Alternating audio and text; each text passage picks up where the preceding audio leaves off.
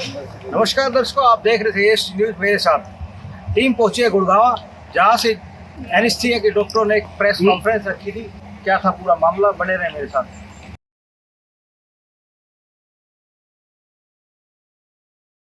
Sir, अभी हम press conference में आए हैं क्योंकि ये जो मुद्दा है बहुत बड़ा मुद्दा है। फिर भी हम छोटे छोटे क्वेश्चन हम जरूर इसलिए पूछेंगे कि जनता को भी पता लगे। आप दूसरा ये है, छोटे छोटे नहीं, आप तो तीखे सवाल पूछो। आप तीखे पूछेंगे सर। अभी तीखे को तो एक जैसे कि आप समझते हैं प्लेन उड़ाते हैं पायलट की जरूरत है। पायलट जब आप बैठते हैं टेक ऑफ करने से पहले बताता है सेफ्टी, आपने ये करना है, ऐसे करना है, ऐसे करना है। एनेस्थीसिया की टीम बिल्कुल वैसे रहती है, हर चीज चेक की जाती है। ये आपकी कोशिश है समाज को और देश को। आज हमारा इंडियन सोसाइटी ऑफ एनेस्थीसियोलॉजिस्ट की हम प्लैटिनम जुबली अमृत महोत्सव 75वीं वर्षगांठ बना रहे हैं।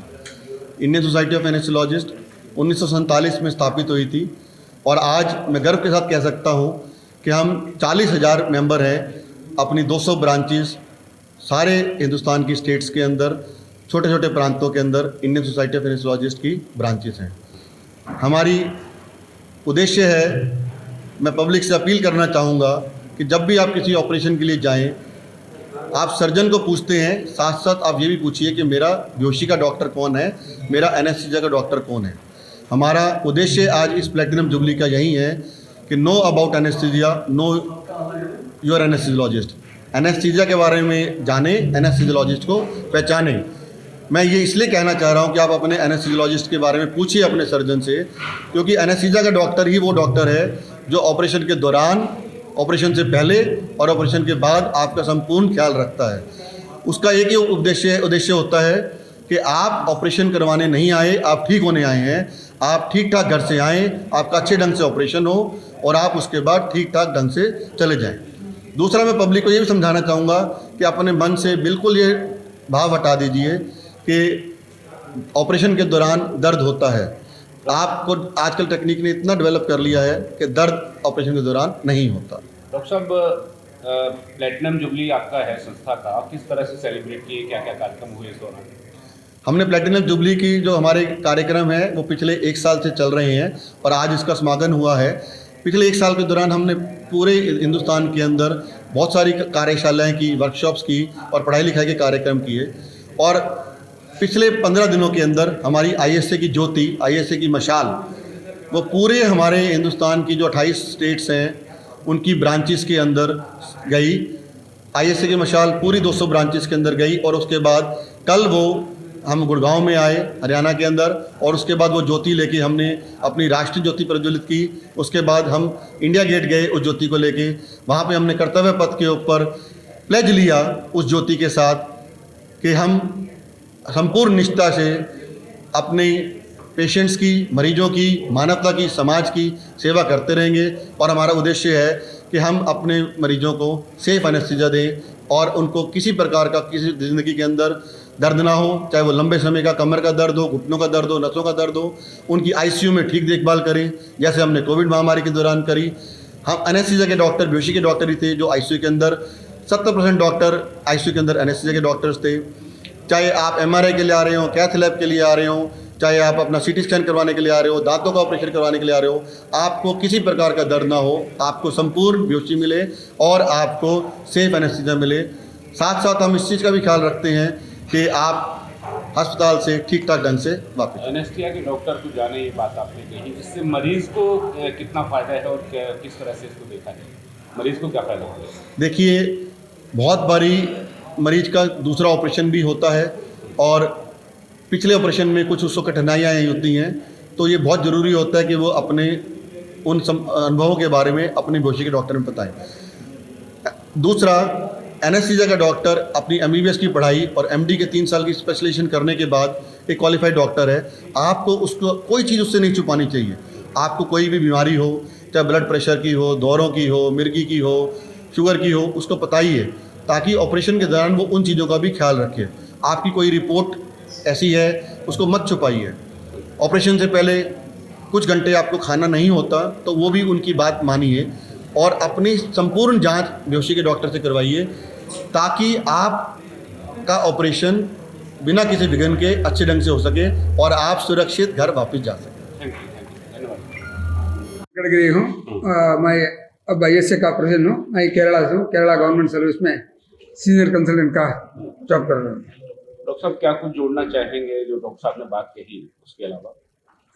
जो एनेस्थेटिस्ट नो यूरेंस इससे बोलते हैं कि हर बार हम क्या पेशेंट से वो जल्दी में आते तो वो हमें बोलता नहीं क्या हुआ। अगर हम पहले उन्हें जाए तो उसका क्या बीमार है, कैसा है, न जानते हैं। कभी कभी कैसा होता है कि मैं पेशेंट बोलता हूँ पर कोई बीमार है तो वो नहीं बोलता है। वो चाहता है कि he thinks that is the normal. BP का गोली लेना या शुगर का गोली लेना। हमारे पेशेंट हमारा केरला में बोलता नहीं तो डॉक्टर तुम BP का बोलते यस और शुगर का कभी नहीं पूछे तो नहीं बोलते। जब हम पूछते हैं डायरेक्टली तभी वो बोलते हैं कि जी। अदरवाइज वो सोचते हैं कि इट्स ए रूटीन अफेयर, वो BP का गोली लेना उसका। दूसरा ये है कि खाली पेट में आने का या पी वगैरह नहीं पियो। एक रोगी वैसा बोला वो इडली पूरा खा के आया तो आप बोले थे कि पानी नहीं पीना है। सिर्फ पानी में डोंट टेक एनीथिंग। इतना हमें टाइम मिलना है उससे पूछने का क्यों वैसे होता है। इसलिए जब हम वो जानते हैं तो उसको सेफ एनर्जी दे सकते हैं क्योंकि वो डायबिटीज है, वो प्रेशर है और कुछ अलग बीमारी है तो हम उससे हम वो वी कैन गिव में सेफ एनर्जी। और technique will change. What is safe for him we can assess earlier. हम पहले जानते तो कोई को या पीठ में इंजेक्शन देना है या पूरा बेच करना है और रीजन एसेस करना, उस आदमी को उस तरफ उसका बीमारी को जान के हम वो अच्छा एनर्जी दे सकते हैं। वही नहीं आफ्टर ऑपरेशन का पेन का दर्द निवारण का हम ले सकते हैं। अभी तो हमें आते होते हैं तो हम उन्हें जस्ट गिव एनेस्थेसिया को, वैसे नहीं पोस्ट ऑपरेटिवली नेक्स्ट 24 आवर्स उसका हम देख सकते हैं उसका वो दर्द का। क्योंकि ऑपरेशन में वो सोचता है कि दर्द होगा या नहीं, कैसा होगा। He is worried of the pain of operation. We can take care of his pain post operative if you know him earlier. उसका हम पढ़ सकते हैं आपको या इस दर्द है तो और बहुत डिफरेंट तरीके का है। एपिड्यूरल एनेस्थीसिया बोलते हैं तो हम बैक में इंजेक्शन देकर उसका दर्द निवारण करते हैं 2 दिन का। इसलिए so if you know him better and if you know the assessment we can plan him better and give the anaesthesia. अच्छा रिकवरी होकर जल्दी घर जा सकते हैं। डॉक्टर साहब किसी भी अस्पताल में या किसी नर्सिंग होम में जब भी कोई सर्जन किसी मरीज से उसकी बीमारी को पूछता है, क्या आपको नहीं लगता कि आपको उसके साथ होना चाहिए ताकि जो आपकी सारा उसका सिस्टम समझ ले? बिल्कुल, आपने बिल्कुल ठीक कहा। मैं इस बात को मैं डॉक्टर नवीन मल्होत्रा हूँ, इंडियन सोसाइटी ऑफ एनेस्थेसियोलॉजिस्ट का राष्ट्रीय महासचिव। हर अस्पताल के अंदर बेहोशी के डॉक्टर का एक क्लिनिक होता है और ये जरूरी है सर्जन का, और वो भेजता भी है बेहोशी की क्लियरेंस और बेहोशी की जांच करवाने के लिए। बिल्कुल आपने सही बात कही। हर ऑपरेशन से पहले संपूर्ण बेहोशी की जांच होनी चाहिए और अगर कोई सर्जन नहीं भेज रहा तो मरीज को कहना चाहिए अपने सर्जन से कि मुझे मेरे एनेस्थीसिया के डॉक्टर, बेहोशी के डॉक्टर के पास भेजो, मेरी जांच करवाओ। तो क्या तो है कि we call day care surgery. वो आदमी सुबह आता है और शाम को ऑपरेशन के बाद जाता है because it's a nuclear family है। तो आदमी क्या घर में कोई रहने मैं तो इस यहाँ का नॉर्थ इंडिया में नहीं जाता हूँ, बल्कि साउथ इंडिया में देयर इज ओनली 1% फैमिली। आदमी के साथ रहने का कोई नहीं है, इसलिए वो जाता है। आज सुबह का आता है ऑपरेशन करके। इसलिए अगर हम पहले देते हैं उसको पूरा करके वो फिटनेस पूरा करके हम पूरा इंस्ट्रक्ट देते हैं। Next day morning he comes at 7 o'clock, gets his surgery done at 8 o'clock, 4 o'clock he gets recovered and discharged. So इतना ही प्रिसाइज एनेस्थीसिया देना है, उसको करेक्ट करना है वही। इसलिए अगर वो हमारे आता है तो कर सकते हैं। सर लास्ट सवाल है, पेशेंट आता है आपके पास, क्या ऐसी सिचुएशन भी आती है कि उसको बेहोश ना किया जाए या कुछ कितने समय तक किया जा सकता है? देखिए, साइंस ने बहुत प्रगति कर ली है। अगर कोई ऑपरेशन जरूरी है तो उसके लिए एनेस्थीसिया दिया जा सकता है, बेहोशी दी जा सकती है। हम इसके लिए क्वालिफाइड भी हैं और सक्षम भी हैं और टेक्निक्स भी हैं। तो चाहे 1 घंटे का बच्चा हो और चाहे 100 साल का बुजुर्ग हो, चाहे 10 मिनट का ऑपरेशन हो और चाहे 36 घंटे का ऑपरेशन हो, हर तरह के ऑपरेशन के लिए बेहोशी दी जा सकती है और सेफली दी जा सकती है, बिना किसी विघ्न के दी जा सकती है। Nobody is unfit for surgery. Depends on the place where you operate. छोटा हॉस्पिटल है, टर्शियरी लेवल और प्राइमरी लेवल। तो छोटा हॉस्पिटल है, we can do the smaller surgeries. Tertiary level medical college में तो we can do the most complicated surgery. That is nobody is unfit. The risk involved. So अगर वो heart का बीमारी होता है उसका रिस्क ज्यादा है। अगर he is already fit with all other, no, his risk is that. That is what is happening.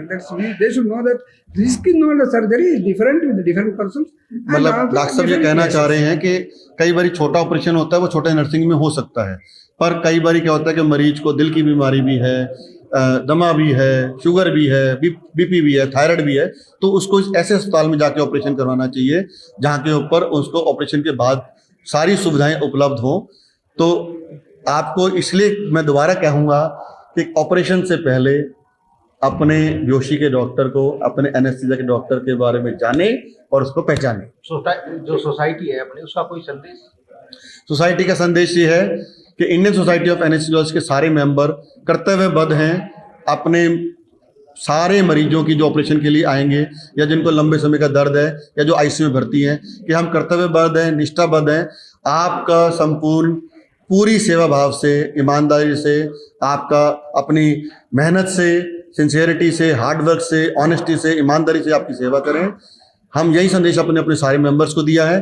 Public से सिर्फ हम एक चीज़ चाहते हैं कि जब आप किसी भी ऑपरेशन के लिए जाएं तो अपने सर्जन से एनेस्थीसिया के बारे में पूछें और अपने एनेस्थीसियोलॉजिस्ट के बारे में जानें।